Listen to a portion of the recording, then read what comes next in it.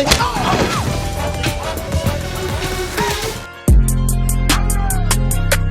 Hi guys, welcome to Celeb Q. When comedian Katt Williams' 3-hour-long video, reportedly the longest in Club Shay Shay history, the 52-year-old comedian took shots at several of his big-time name peers, including Cedric the Entertainer, Kevin Hart, and Steve Harvey. Unsurprisingly, a handful of those addressed have taken the chance to defend themselves against Williams' inflammatory comment. I saw that you did respond to Katt Williams. Oh, yeah. I hate that, Sadie. I hate that y'all, that there's any sort of issue. Yeah, man. I mean, it's interesting. It's an interesting time now. People get on these blogs and they just, start just spewing off stuff that's not even factual. Right. But, I let the fodder just go out there until I'm ready to respond. Cedric the Entertainer took to the comment section of Club Shay Shay's Instagram page to deny Williams' claims again, calling the story revisionist history. He wrote, "Revisionist history, regardless of whatever Katt's opinion, my career can't be reduced to one joke Katt Williams claims is his. I've been over 40 movies. My specials and brand speak volumes for who I am. The people I have put on including Cat in the Hat, at the Gibson Amphitheater." He wrote in another comment, "All that tough talk is corny AF. I'm a grown-ass man, and none of that shit is gonna go like you think.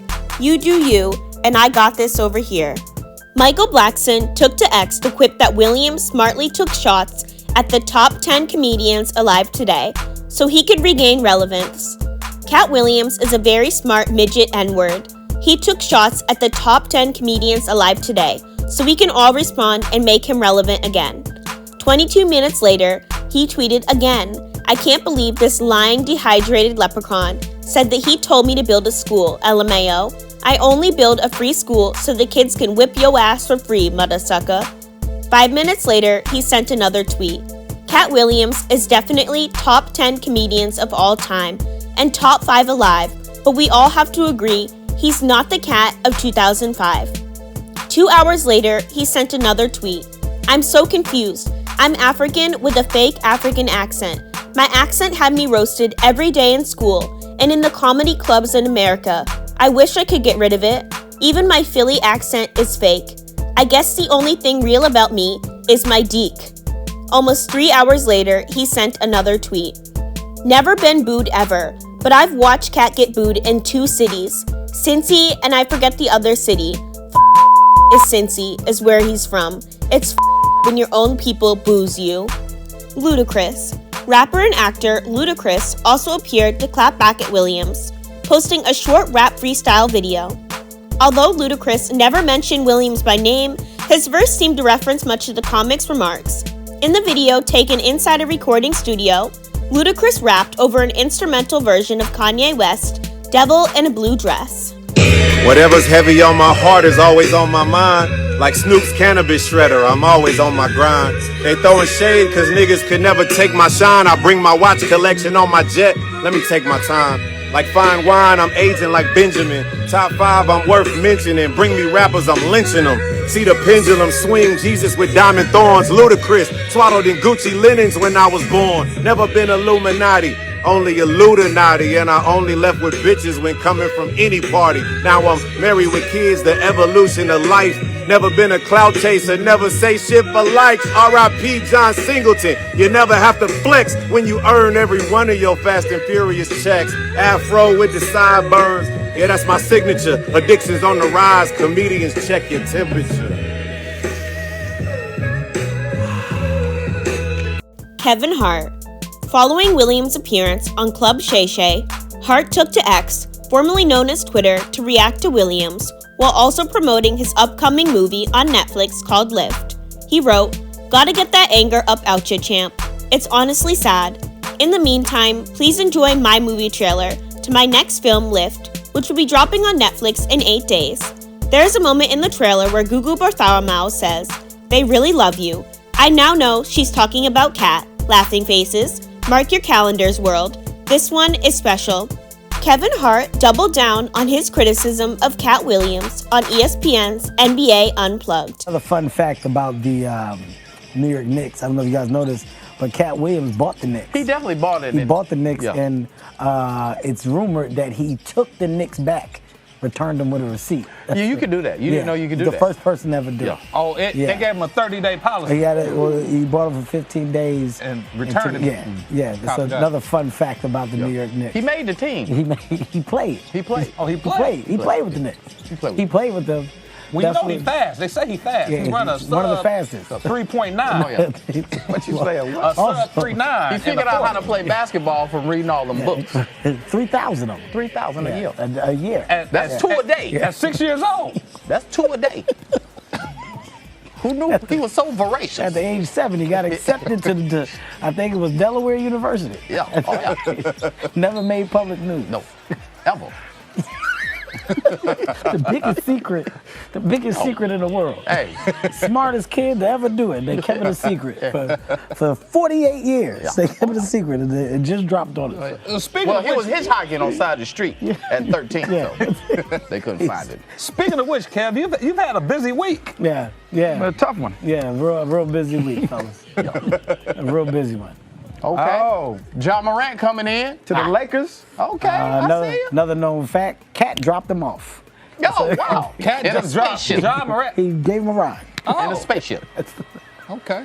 In a spaceship. Copy that. Spaceship that he parallel parked. Known fact, Katt Williams has a NBA basketball court in his living room. He's the first to ever really. Oh, yeah. He's the first to embrace a true hardwood floor. Yeah.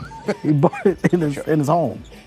Was he playing against that little boy that put him on the ground? Another known By fact. the way, he's fighting for the MMA championship, the 17-year-old boy that put him in the headlock, rear naked right? choke. In a headlock, right? But it's a known fact that Katt Williams do not breathe oxygen, so it didn't bother him. Yeah. Oh, copy that. You can't choke him out. Yeah, That's you a known can't. fact. Everybody knows that.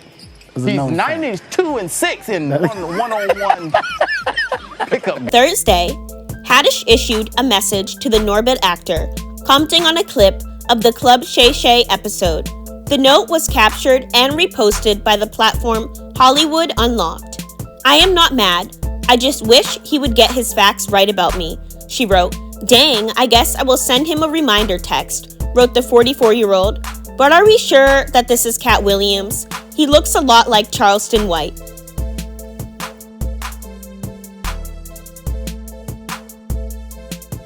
Gary Owen took to X and wrote, "I watched a Katt interview on Club Shay Shay, and I still don't know if I was getting respected or disrespected. I kept going, wait, is that a good thing or a bad thing?" Appearing on his podcast, Owen detailed that he was initially confused by Williams mentioning his name, but soon understood that the comedian was stating Owen didn't bend to the pressures of Hollywood. Owen then shared his own story. Katt made a comment where he said, why you think Gary Owen, who's a white guy, has been doing stand-up for 25 years, hasn't crossed over. And when he said it, I was like, wait a minute, was that a good thing or bad thing? And I literally had to go to Twitter and start asking people, was I catching strays or what was that? And they was like, no, they were saying you haven't sold your soul. That's why you haven't crossed over. You've been consistently you, and that's why you haven't, quote unquote, crossed over. So I was like, oh, okay, that made sense. Ice Cube, the rapper and producer, took to X on Friday to address several statements made during Williams' interview. In a 9-minute-long video, Ice Cube said he had a lot of love for Katt, who spoke up for me a lot, but he wanted to be clear to clarify. Those specific things, Katt was 100 on a few things. Most of what he was saying, a couple of things, I just want to clarify. When we bring in a new, comedian, we do have them try out for different roles. So Ricky did give Money Mike a shot. But when we saw him and, we kind of saw how he moved and how he was, auditioning, we decided that he would be a better, Santa Claus, which was, to me, the perfect casting. When we saw Mike, damn, I call him Money Mike. When we saw Katt, when I saw him, I just knew that he was perfect for Money Mike. And, Katt Katt, said he wrote his role, which, the role was written, but he enhanced it. This is why Katt was so dope in the movie. Money Mike had a small role, about as big as the Santa Claus role, but when we start filming, he was giving us such magic that we kept expanding his role and giving him more to do because he was on point. When we shoot these movies, for one, the scripts are fire, or they wouldn't even do it. The scripts are laugh out funny. But we shoot the script, but once we get what we need from the script, we let the comedians ad-lib, riff, play with the words, do their thing. We give them a take where they can, or 2, 3 takes where they can go off and do what they feel. Sometimes it makes the movie, sometimes it don't. When somebody gives you jewels, you want to try to make sure that makes the movie. Second thing I want to clear up, I would never shoot a rape scene in a movie, especially like Friday, where you actually see this happening on camera. That ain't my style. If you check out any of my movies, they not raunchy.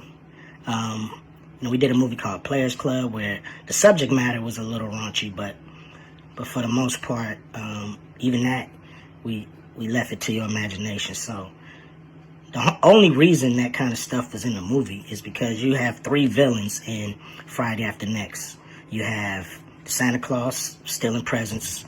You have Damon, just got out of prison, sweating. Craig and Day for the rent money. And then you have Money Mike, a pimp that treats his woman, like a property. So Craig is always fighting the villains in the movie, from the Joker Brothers to Debo.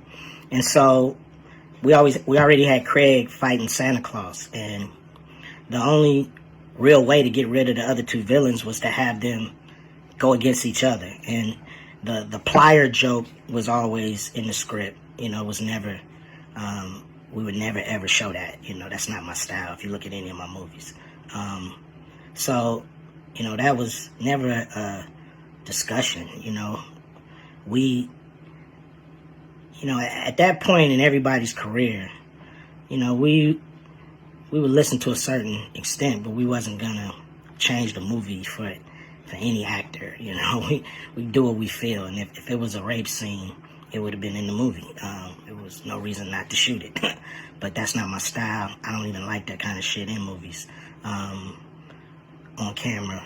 And so, that was, to me, a little discrepancy there. Katt, he wrote a lot of his part because, like I said, he was giving us jewels, so we were keeping the camera rolling. He was coming off the dome. He was coming prepared every day to steal the show. That was his mission. And, that's what he did, with the movie. And it launched his career, And I'm proud of the movie. Much love for Katt. He spoke up for me a lot. And I just wanted to be clear and clarify some things.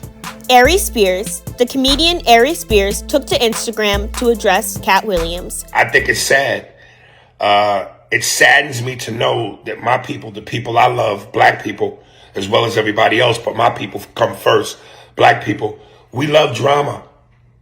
We love drama. We stew in it. We love it so much that we allow it to be detrimental to the progress of us and a culture. We absolutely love it. Because I'm asking myself, why did he do something that was both unnecessary and absolutely pointless? And in reading the comments, it's I could tell we love drama by the he say, protect Katt at all costs. We gotta protect Katt. He the GOAT. He the GOAT. And I want to address both those things. All right, number one, the GOAT thing is a useless title. Every comedian, every entertainer, every performer is the GOAT to their fan base. Steve Harvey, Cedric the Entertainer are the GOATs to their fan base. Wanda Sykes, everybody he called out, Ricky Smiley, Kevin Hart, Chris Tucker, they're all GOATs to their fan base. I get called a GOAT and a legend all the time. If you think I'm tooting my own horn, Look at my comedy clips. Go through the comments. Aries, you a GOAT. You a legend. While that's flattering, it's a useless title. There can only be one GOAT, and his name was Richard Pryor. As far as y'all saying who the GOAT is, Katt is your GOAT. I understand that. But that's a useless title. Then you say things like, yo, we got to protect Katt at all costs. Protect him at all costs. Did he cure cancer? Did he cure AIDS? Did he end racism? Did he figure out black poverty? Turn volume down. Protect Katt at all costs. Knock it off. Keep it in perspective. This is a news cycle. That's all this is. It's a news cycle. This ain't curing cancer. This ain't nothing to protect nobody about. Oh, he shook up Hollywood. He exposed Hollywood. Ooh, he told the truth. Again, to me, this is pointless. What did he do? What did he change? He didn't change anything. Steve Harvey is still going to be Steve Harvey. The success, the fame, the money, the momentum, the adulation, the respect, the adoration from the fans is still going to all be there. Same thing with Cedric. Same thing with Chris Tucker. Same thing with Ludacris. Same thing with Wanda Sykes. Same thing with me. Same thing with Ricky Smiley. Everybody that he named will still go on. Nothing has changed. All right? This wasn't life or world changing. It's a news cycle. And it's funny because this is why I say social media is both a blessing and a curse and dangerous. This phone, this device gives everybody a platform. Everybody gets to be heard, which is power. And everybody don't deserve power. I'm reading some of the comments about Kevin, and I'm reading stupid shit. Oh man, Kevin's fan base is turning on him now. Katt done made it so his fan base is turning on him now. Kevin ain't never been funny. He ain't funnier than Katt. Well, first of all of that is subjective. Secondly, the people are saying that Kevin ain't funny or he ain't funnier than Katt were never Kevin Hart fans to begin with. Don't get it twisted. Kevin Hart is a global phenomenon. He's globally famous. He can go anywhere in the world and sell out a whole arena or stadium by himself. The box office movie receipts don't lie. The tickets, the receipts at the ticket gate that you go through when you go to the arena sold out, don't lie. So for all these people that think that Katt has turned the world on its axis about Kevin, knock it off. Turn the volume down. Kevin is just fine. And again, those people saying that negative about Kevin were never fans to begin with. But you let people tell it, average Joes who now have power because of the phone and the platform, oh, we must, Katt exposed the Illuminati. We must stop giving our money to these devil worshippers. We must take our power back. What power? You're not that serious. You're not that important. Stay in your lane. And last but not least, here's this. While we're all focusing so hardly on what Katt did, which again, I think was unnecessary and pointless, there's a young, beautiful black actress who we all know and love, who recently has been all over social media, literally in tears, because she's not getting the money that her white female counterparts get. Taraji B. Henson. So while we're all focusing on the Katt Williams hype drama news cycle, there's that. So my point is this.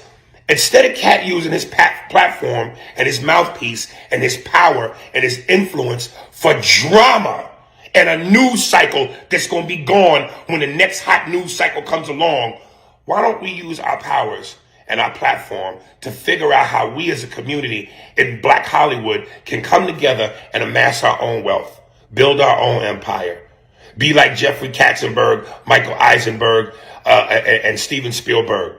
But form our own DreamWorks. Tyler Perry is cool, but that's all we got. Why don't we figure out how to make it so that we don't have to come to them hat in hand and wait for them to feed us? And then once we make the money that we need to make building our own empire, funnel that money back into our communities and our ghettos and our neighborhoods and our streets so that we could build back up before the Tulsa, Oklahoma City massacre and have our own and be well to do. Wouldn't that be a better use of one's power and one's influence and one's mouthpiece than to create a news cycle? Because all Katt did was do what we as kids would do on the playground in elementary school or middle school. It was like a rap battle or a roast session. Katt said what he said, and my people, black people who I love, who love drama, got a chance to go, oh, did you hear what he said? Oh, he shook up the game. He exposed Hollywood through Illuminati. Oh, that's all he did. And black people, y'all live for that. Y'all live for that drama.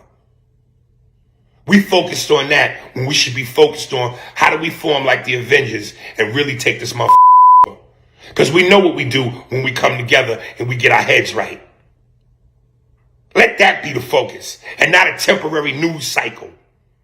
And you know, I want to add this little tidbit because I know there will be people that will say in the comments, well, you know, what about you, Aries? You've been on social media and have blasted people and have said things before. And it's like, you know what? I have. And there are some things that I've said that I obviously regret. And then there are other things that I've said that I may not necessarily regret. But at the end of the day, I got to grow up. It's about growth. I'm tired of being a 48-year-old, 15-year-old. I got to grow up. And the last thing is this. You know, I know there are people, and this is what I mean when I say we love drama. There will be people in the comments that'll like, man, y'all don't want that smoke. All of the comedians he talked about are all running like roaches with the lights on. They don't want that smoke. First of all, listen, man, we're all professional comedians, which is to say we're all professional shit-fuckers. We all come from the same streets, whether it's the streets of Detroit, streets of Chicago, LA, DC, Philly, New York, Atlanta, Birmingham. We all come from the same streets called struggle, poverty, humble beginnings. And in order for you to overcome that, you got to be fearless in your heart. Ain't nobody scared of Katie Williams. Ain't nobody scared. Ain't nobody worried about smoke. I'm just saying, let's use our powers for the greater good. I'm here for the smoke. When I say my man, he really my man. Oh, only got one man, and this be my man. When I say my man, he really my man. What? Why? You're part of the problem. You're part of the problem.